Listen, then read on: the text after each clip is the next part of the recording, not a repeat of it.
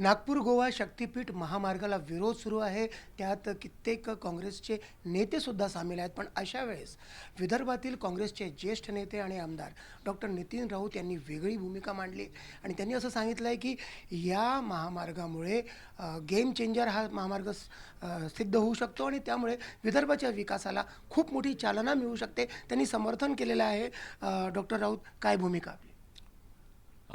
या ठिकाणी मी जो प्रस्ताव हा गोल्डन ट्रायंगलचा दिलेला आहे, गोवा, नागपूर आणि मुंबई ही या गोल्डन ट्रायंगलमुळे कनेक्टिव्हिटी होते आणि यासाठी भारतातला उत्तर भारत आणि दक्षिण भारत याला जर जोडायचं असेल तर त्या ठिकाणी दिल्ली, नागपूर, हैदराबाद असा इंडस्ट्रियल कॉरिडॉर व्हावा.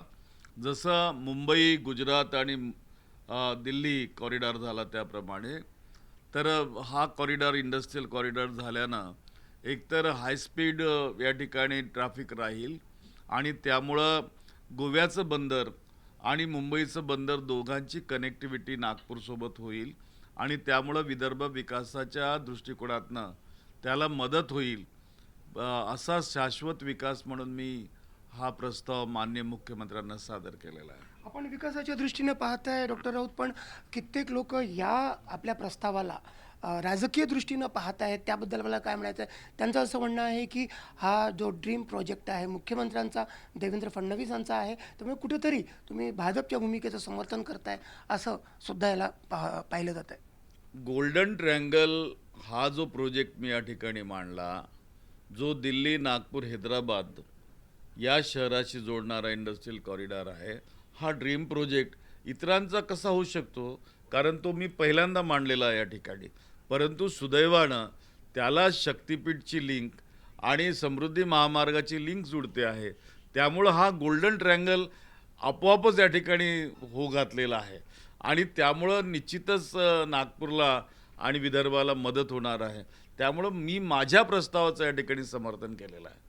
शक्तीपीठ महामार्ग होऊ नये त्याचा विरोध करतायत, त्यात काँग्रेस नेते सुद्धा सहभागी आहेत. आपण त्यांना समजावाल काय, आपण त्यांना सांगाल काय की विकासासाठी शक्तीपीठ महामार्ग होणं आवश्यक आहे?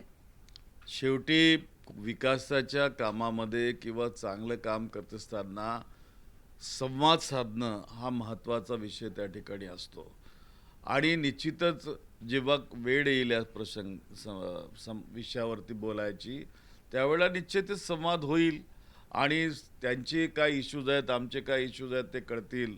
परंतु विदर्भचा जर शाश्वत विकास जर करायचा असेल तर याचं समर्थन सगळ्यांना करावं लागणार आहे. या ठिकाणी मुळात बाब अशी आहे की जो विरोध असतो तो प्रशासनाच्या नाकर्तेपणाचा असतो, प्रशासनात होत असलेल्या भ्रष्टाचाराचा विरोध असतो आणि त्यामुळं एखाद्या प्रोजेक्टला विरोध होत असतो.